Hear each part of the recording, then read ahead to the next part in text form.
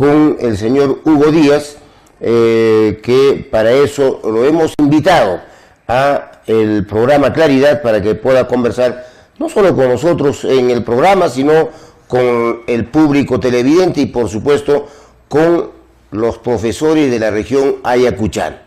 Buenas noches, señor Hugo Díaz, bienvenido a Claridad del Canal 55. Buenas noches, un gusto estar en su programa.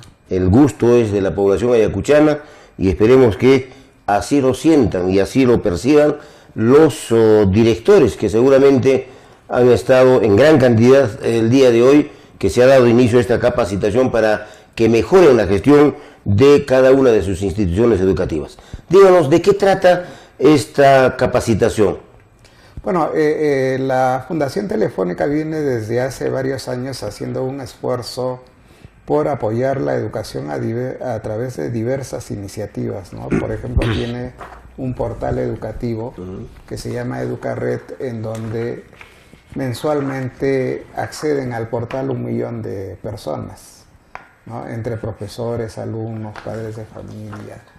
Luego tiene un programa que se llama Pro Niño, que está orientado a atender a niños que estudian y trabajan a la vez.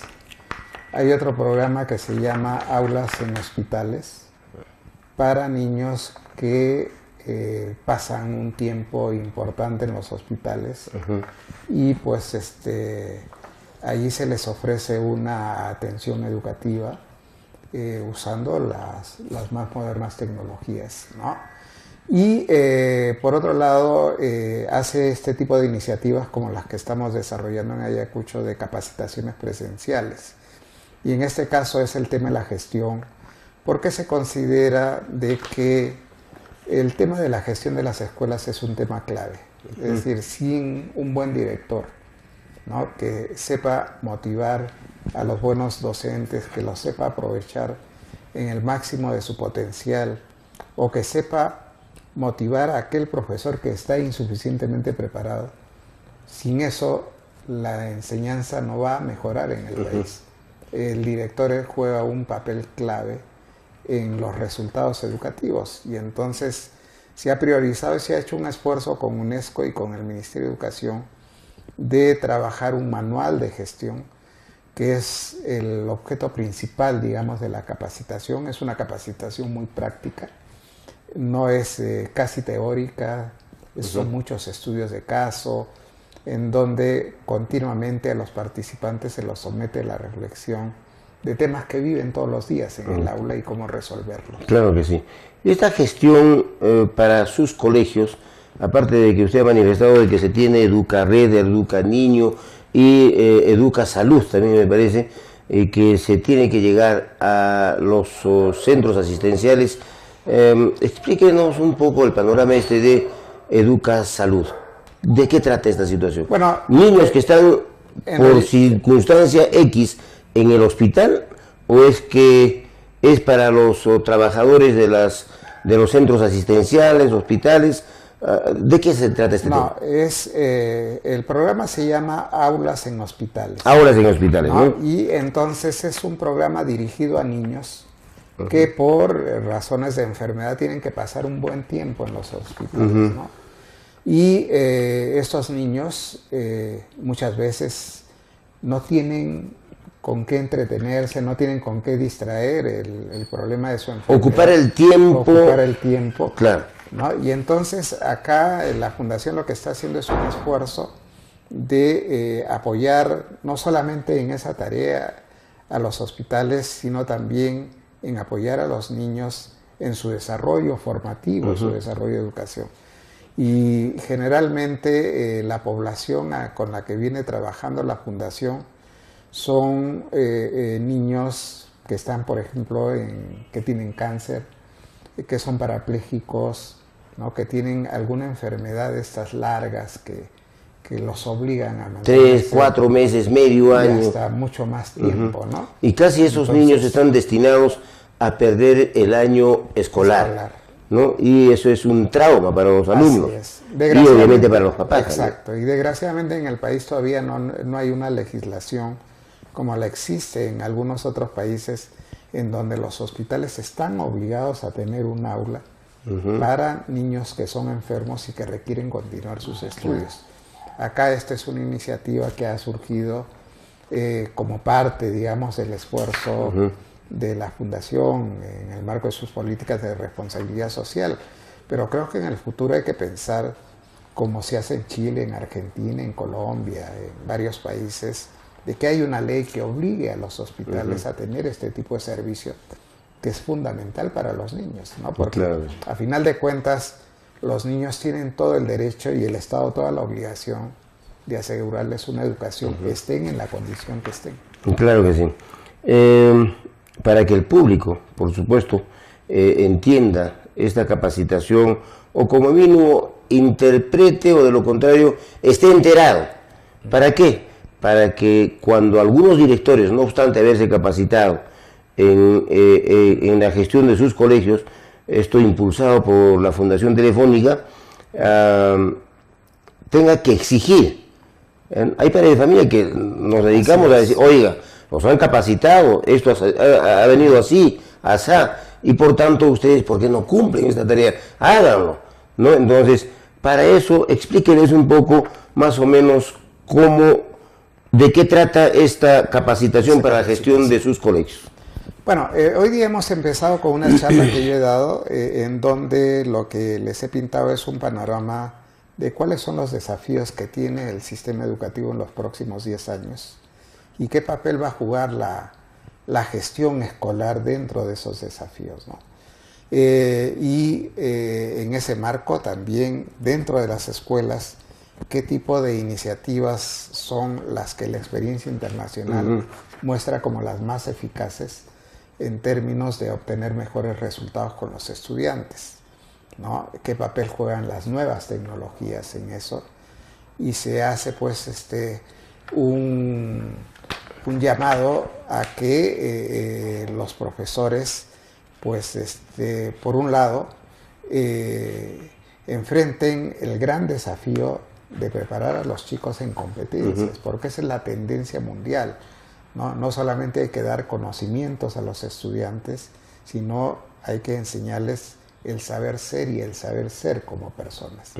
Entonces, luego de ese marco, en las sesiones que van a haber los días siguientes, ya se va a entrar de lleno a los temas de gestión, y ahí se van a abordar temas de liderazgo, de los procedimientos más eficaces de trabajo en las escuelas, cómo manejar los conflictos, el clima escolar, cómo manejar aspectos, por ejemplo, de la evaluación del desempeño, los sistemas de información, ¿no? De manera tal de que las escuelas empiecen a mejorar en eficiencia, a mejorar en relaciones, a mejorar en eficacia y a obtener mejores costos con los presupuestos que reciben, ¿no? De manera tal de que todo eso redunde fundamentalmente en el niño, en el usuario, porque el objetivo final de la educación es la educación del niño, ¿no? Y a eso tienen que apuntar todas estas iniciativas como las que realiza la Fundación.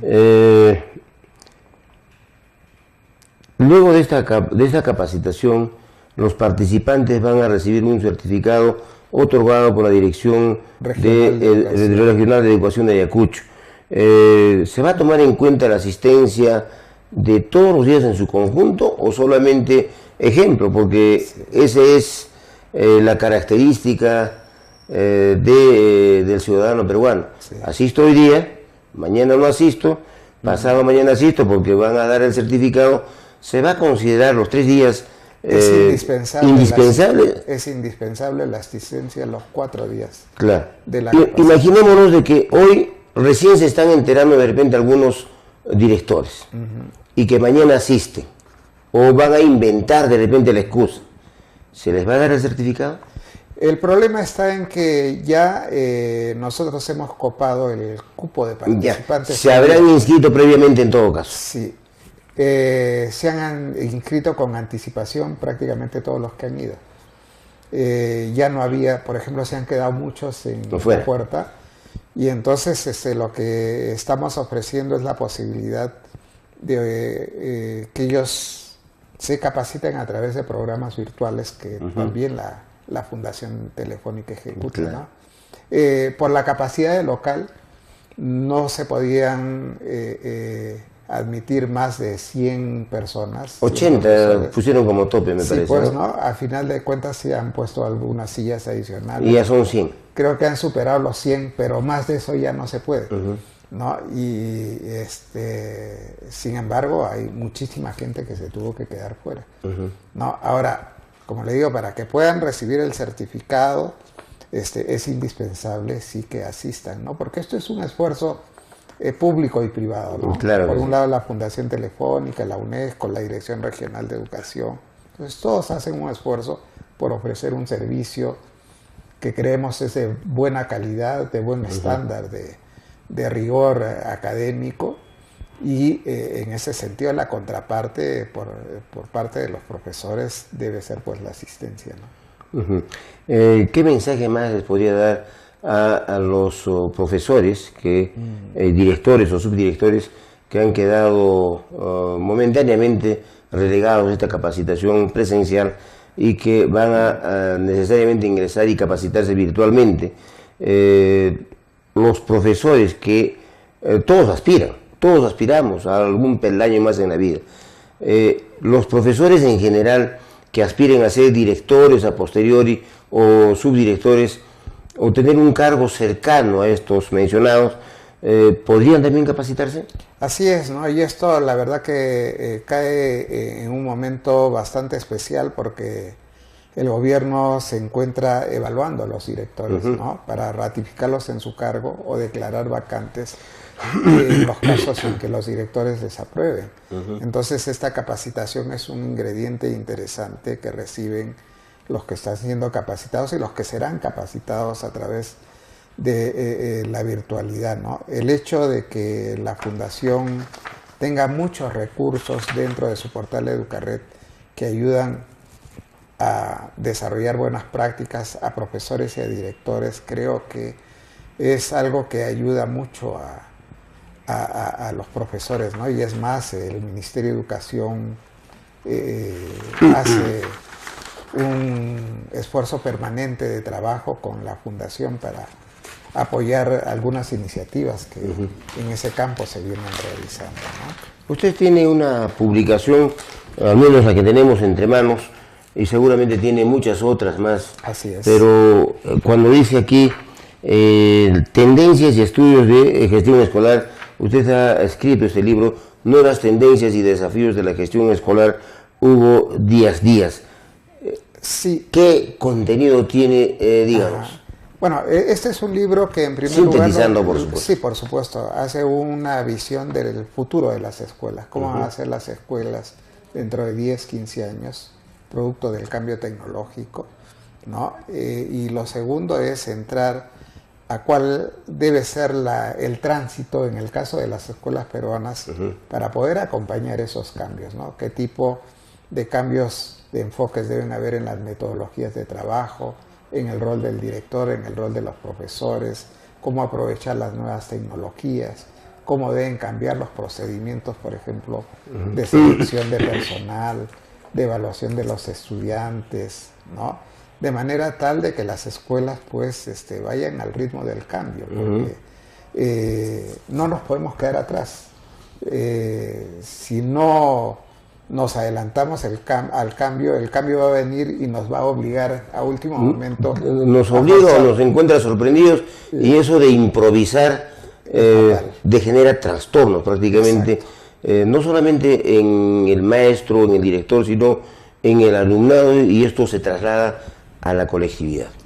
Así es, ¿no? Tenemos un sistema educativo que desgraciadamente lo que requiere es caminar 3, 4 o 5 pasos mientras otros países caminan uno solo, ¿no? Porque hay varios países que compiten con nosotros, que tienen similares niveles de crecimiento económico, que tienen una educación mucho más desarrollada que la nuestra, ¿no? Y los resultados educativos que ellos obtienen así lo demuestran, ¿no? Chile, Colombia, Argentina, Costa Rica, México, están muy por encima, ¿no? En todos los indicadores. Entonces necesitamos, realmente si queremos sostener el crecimiento económico de este país, necesitamos una mejor educación. Usted como un poquito saliéndome de repente de la entrevista propiamente de esta capacitación a los directores de Telefónica, de la Fundación Telefónica, usted como presidente del Consejo Nacional de Educación, ¿qué sugeriría? Y mejor dicho, habrá sugerido N veces de repente, pero ¿qué mensaje le diera a la población? Porque es la población la que tendría que sostener la sugerencia del profesor Díaz Díaz, especialista en estos temas. ¿Por qué? Porque si no hay este soporte social, todo planteamiento es retirado por el gobierno de turno, por el ministro ocasionalmente sustituido de repente en la presidencia del Consejo de Ministros, etcétera, etcétera. Entonces, ¿qué mensaje le puede dar a la colectividad referente a la educación en el país? ¿Es el maestro el problema? ¿Es la educación el problema? ¿Es el sistema propiamente? ¿O es la desnutrición del que debe recibir la capacitación? Bueno, en grandes síntesis, yo creo que el gran problema de nuestra educación es la falta de continuidad de los esfuerzos.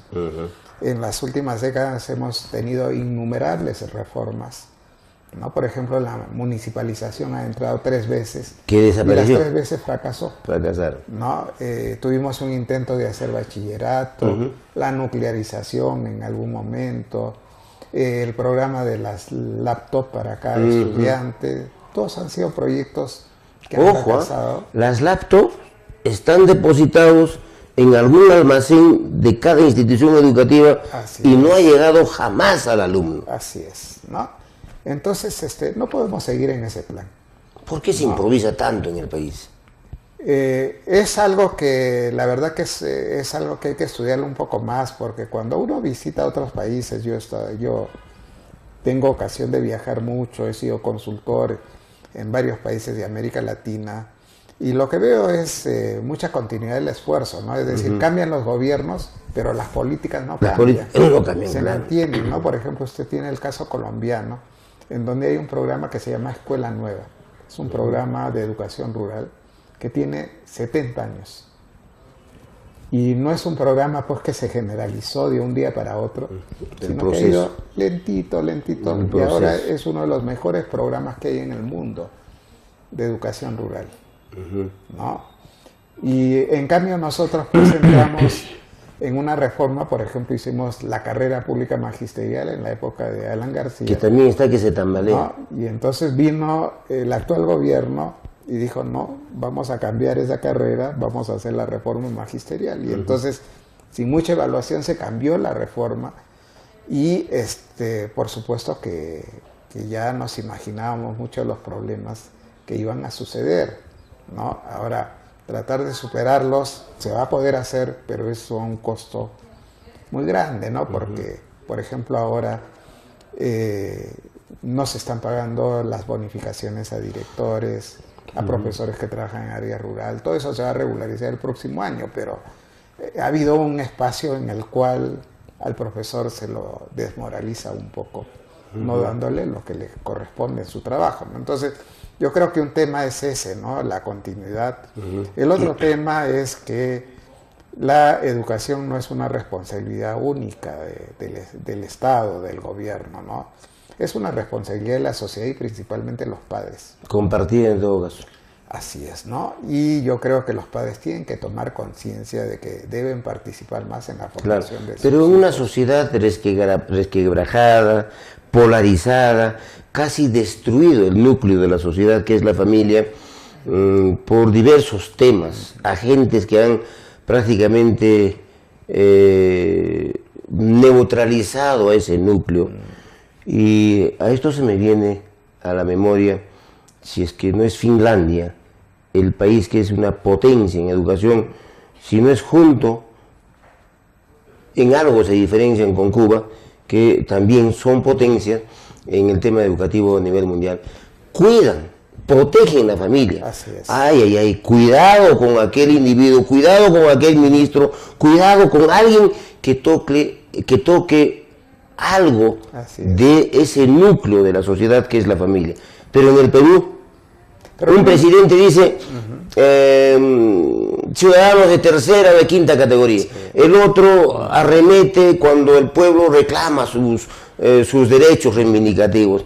En fin, se ha estrangulado a ese núcleo de la sociedad. Aunque podemos ver también las experiencias nacionales exitosas. Claro, ¿no? por supuesto. Y el caso del gobierno regional de Moquegua es algo que debería difundirse más y debería ser una lección para los otros gobiernos regionales. Sin mirar mucho más fuera del país. Exacto, ¿no? Porque, por ejemplo, en Moquegua, los directores y los profesores están ya muy compenetrados con una mentalidad.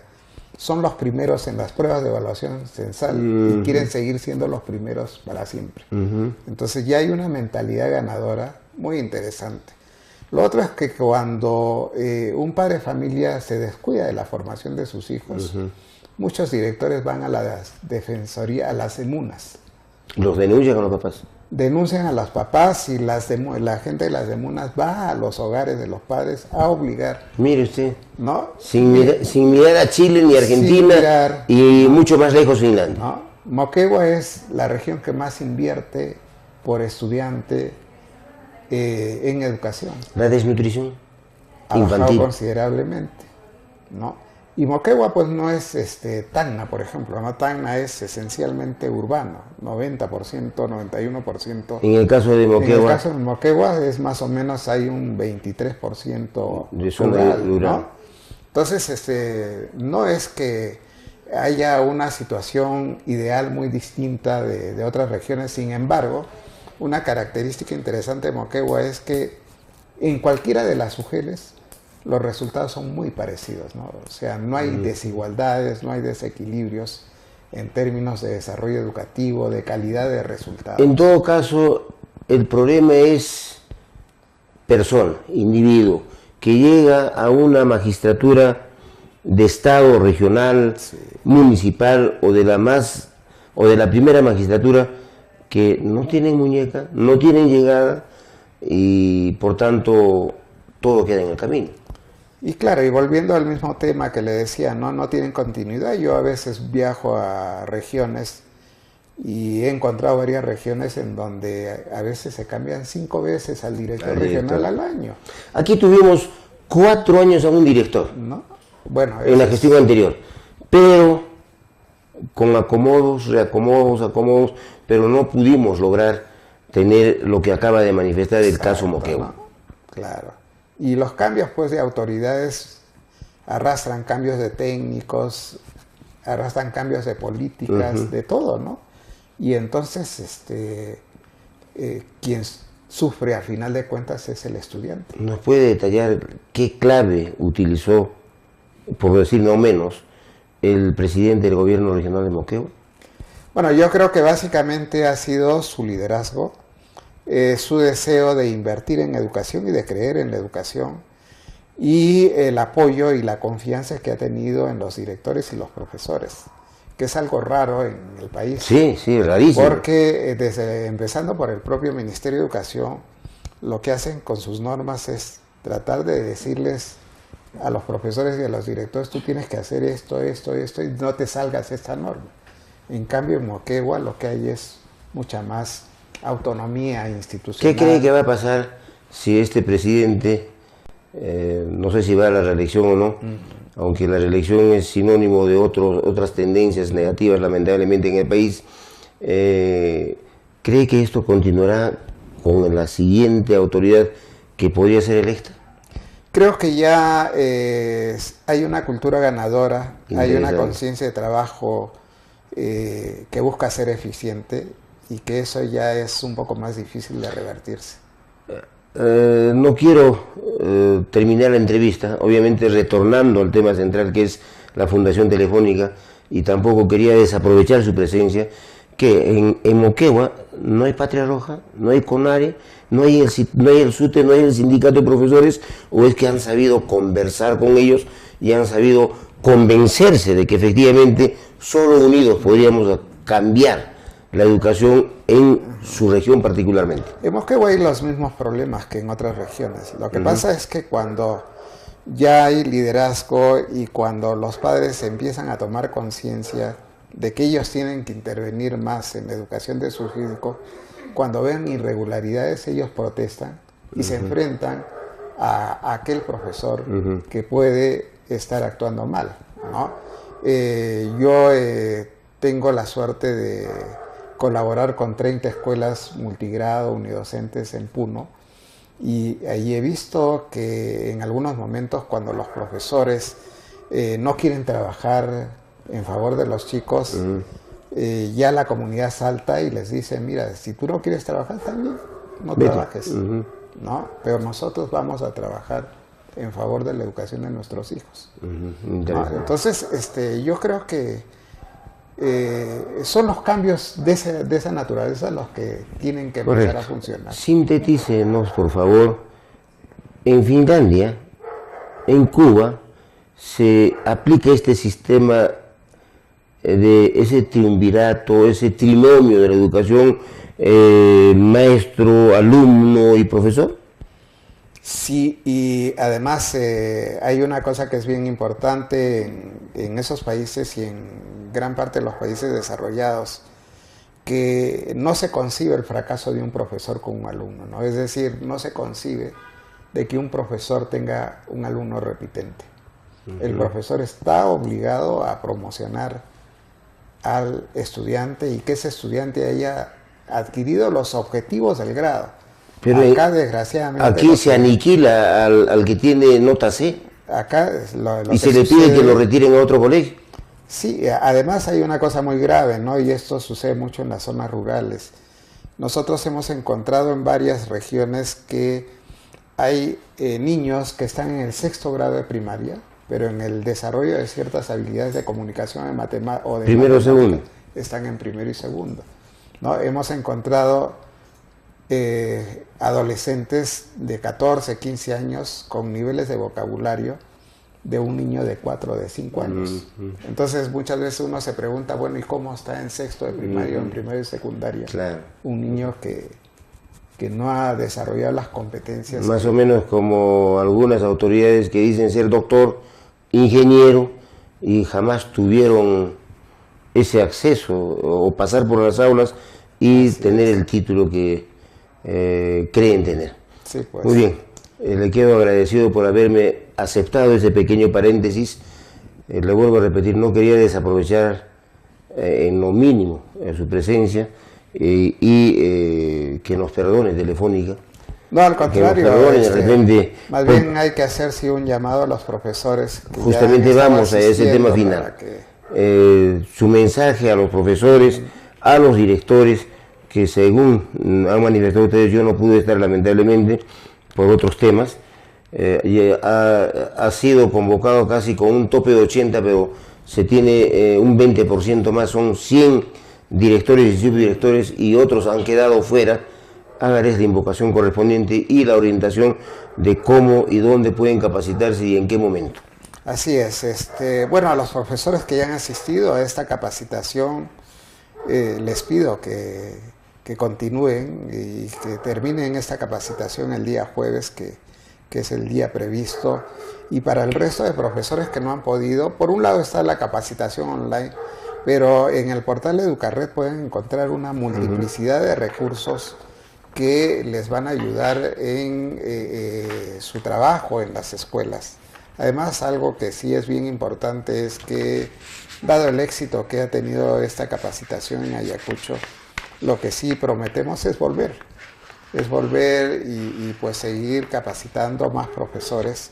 Ojalá podamos conseguir locales más amplios donde hacer capacitación, de manera tal de que sea un número mayor de profesores. ¿Cuántos estaría pensando como para cuántos? En algunos lugares, 200. En algunos lugares hemos tenido hasta 200, 250 profesores, ¿no?